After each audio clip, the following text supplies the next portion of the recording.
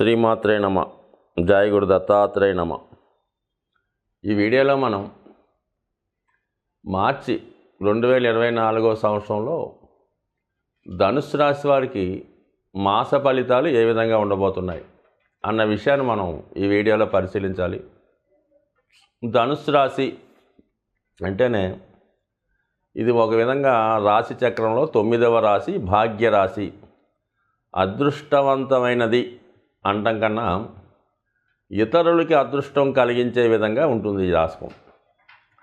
ఎక్కువ బాధ్యతలు, రెస్పాన్సిబిలిటీస్ ఈ రాశి వారి మీద ఉంటుంది. అంటే ధర్మం దారి తప్పినప్పుడు ధర్మాన్ని దారిలో పెట్టే బాధ్యత ఈ ధనుస్సు రాశి వారికి ఉంటుంది.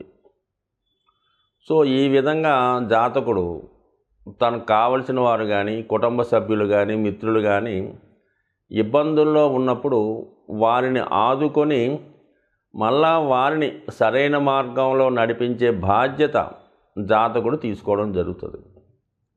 ఇది సహజంగా 9వ స్థానం అన్నది ఒక ఉపాధ్యాయుడు, ఒక మత బోధకుడు. సో అది ఏ మతమైనా కావచ్చు. సంఘంలో ఉపాధ్యాయుని బాధ్యత ఏంటంటే ఆ సంఘాన్ని, ఆ దేశాన్ని, ఆ గ్రామాన్ని విద్యావంతులుగా, నిజాయితీగా, క్రమశిక్షణతో మెలిగే విధంగా జాతకుడు బాధ్యత వహించాలి. తన సొంత పిల్లలైనా బయట వారైనా ఒకే విధంగా వాళ్ళని చూస్తూ వాళ్ళకి అభివృద్ధి చేసే విధంగా, అభివృద్ధి చెందే విధంగా ప్రయత్నం చేయడానికి తన సర్వశక్తులు దారపోయవలసి ఉంటుంది. సో ఈ విధంగా తన సొంత ధర్మాన్ని, సొంత ధనాన్ని, సొంత సంపాదనని ఇతరుల కొరకు, తను నమ్మిన సిద్ధాంతం కొరకు ఖర్చు పెట్టి వారిని పైకి తీసుకొచ్చే ప్రయత్నం చేస్తూ ఉంటాడు ఈ ధనుస్సు రాశి లేదా లగ్నం వారు. అంటే ఏదైనా మంచి కీర్తి సంపాదిస్తారు. ప్రస్తుతం ఈ రాశ్యాధిపతిగా ఉన్నటువంటి గురువు 9వ దృష్టి కలిగినటువంటి గురువు అంటే భాగ్య దృష్టి కలిగి ఉంటుంది. అంటే భాగ్యాధిపతి కాబట్టి మరి ఆ గురువు ప్రస్తుతం పూర్వపుణ్యస్థానమైనటువంటి మేషరాశిలో సంచరిస్తున్నాడు. అంటే గత జన్మలో చేసినటువంటి పుణ్య కార్యక్రమాలు ఈ జన్మలో జాతకుడికి ఫలితాన్ని ఇవ్వడం జరుగుతూ ఉంటాయి. పంచమ స్థానంలో ఎవరి జన్మజాతకంలో గురువు ఉంటాడో వారికి సంతానం కలిగిన తర్వాత భాగ్యోదయం అవుతుంది. అలాగే ప్రస్తుతం గురువు పంచమ స్థానంలో భరణి నక్షత్రంలో సంచరిస్తూ మనకి మార్చి 16వ తారీఖున ముఖ్యంగా భరణి నక్షత్రం 3వ పాదంలో కంటే పుష్కర నవాంశలోకి ప్రవేశించడం జరుగుతుంది. మార్చి 16 నుంచి గురువు నవాంశలో తులారాశిలో సంచరిస్తూ ఉంటాడు. అంటే మనకి ధనుసు రాశి వారికి లాభస్థానంలో సంచరించడం జరుగుతూ ఉంటుంది. ఈ సమయంలో జాతకుడు ఏ కొత్త పని ప్రారంభించినా, లేదంటే ఏదైనా ఒక విద్య నేర్చుకోవాలని ప్రయత్నం చేసినా, ఒక వివాహ ప్రయత్నం చేసినా అది ఖచ్చితంగా సక్సెస్ అవ్వడం జరుగుతూ ఉంటుంది. సో అలాగే ఈ సమయంలో జాతకుడు ఏదైనా వ్యాపారం ప్రారంభించుకున్నా, నూతన ఉపాధి అవకాశాలు ప్రయత్నం చేసినా, లేదంటే ప్రస్తుతం నడుస్తున్నటువంటి గ్రూప్ 1, ఐఏఎస్ లాంటి, సివిల్స్ లాంటి నోటిఫికేషన్ అయింది కాబట్టి వాటి సంబంధించిన విషయాల్లో ఈ సమయంలో జాతకుడు తగు ప్రయత్నం చేసి దాని మీద ఎక్కువ శ్రద్ధ పెడితే కంపల్సరిగా అతను ఎన్నుకున్న గోల్ రీచ్ అయ్యే అవకాశం ఉంది.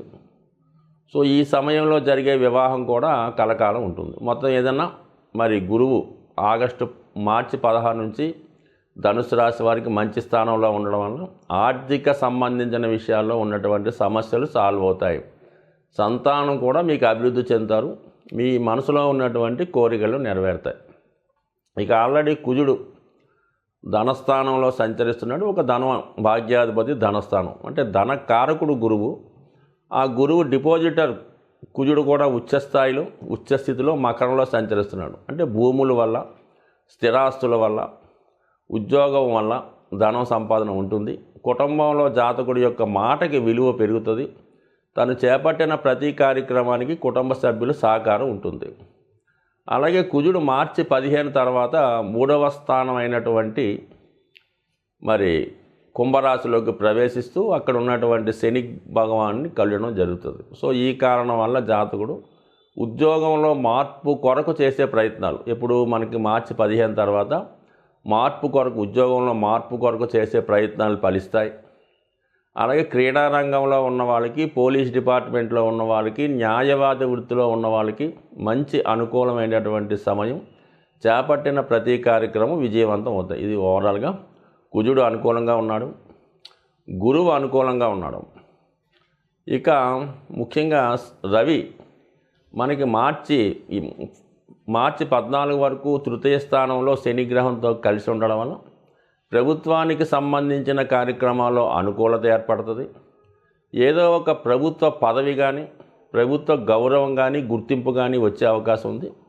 లేదా ప్రభుత్వ పథకాలు మీకు అనుకూలంగా వచ్చే అవకాశం ఉంది. మొత్తం మీద రాజకీయ నాయకుల సహకారంతో, ప్రజాబలంతో అనుకున్న లక్ష్యాన్ని చేరుకునే సమయం కూడా మీకు ఇంచుమించుగా మార్చి 14 వరకు రవిగ్రహ అనుగ్రహంతో రావడం జరుగుతుంది.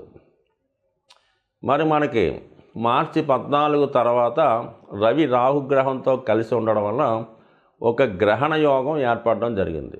సో ఈ యోగ ప్రభావం, అలాగే ఇది ఒక విధంగా సర్పదోషం, ఒక విధంగా పితృదోషం.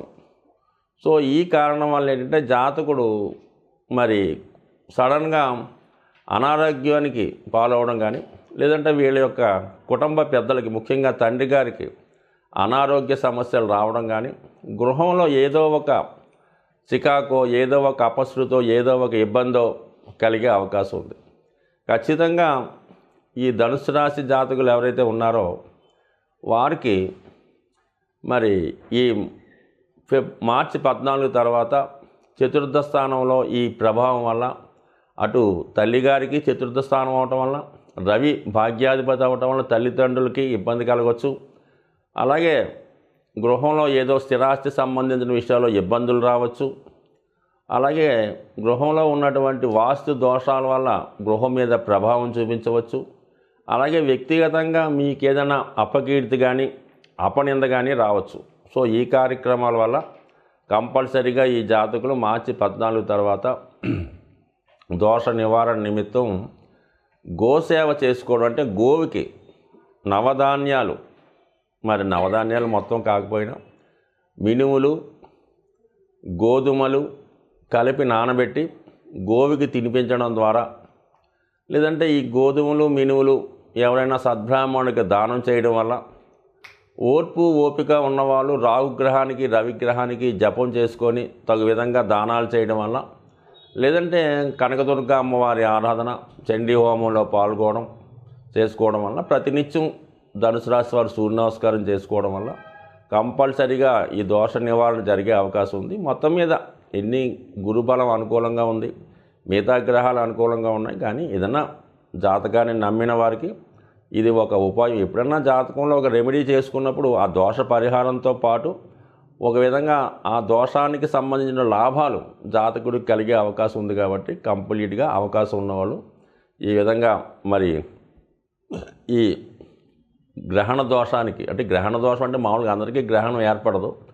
ఒక విధంగా ఈ రాహు కానీ, కేతు కానీ చంద్రుడితో కానీ, సూర్యుడితో కానీ కలిసినప్పుడు గ్రహణ యోగం ఏర్పడిందని గురువుగారు చెప్తూ ఉంటారు. దానివల్ల ఈ దోష పరిహారం చేసుకోవడం వల్ల ఏదైనా నష్టమైతే లేదు. కాబట్టి ఖచ్చితంగా ఏదైనా దోషం చేయడం వల్ల, ఒక దానం చేయడం వల్ల కంప్లీట్గా లాభం చేరుకునే అవకాశం ఉంది. ఈ పక్షంలో ముఖ్యంగా వస్తున్నటువంటి పర్వదినం మహాశివరాత్రి. అది మనకి మార్చి 8వ తారీఖున రావడం జరుగుతుంటుంది.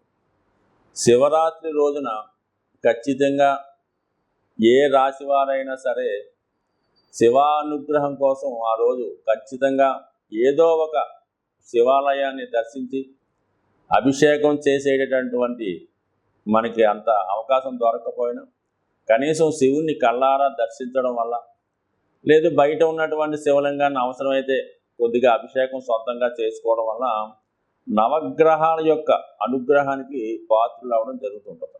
ముఖ్యంగా ఈ మనం ప్రతి వీడియోలో కూడా మాస శివరాత్రి ఈ శివుడికి అభిషేకం చేసుకోమని చెప్తూ ఉంటాం. అంటే మాస శివరాత్రి ఒక్కరోజు శివుడికి అభిషేకం చేసుకుంటే మొత్తం ఆ నెలంతా కూడా శివుడికి అభిషేకం చేసినట్టుగా మీ ఖాతాలో రాయడం జరుగుతుంది.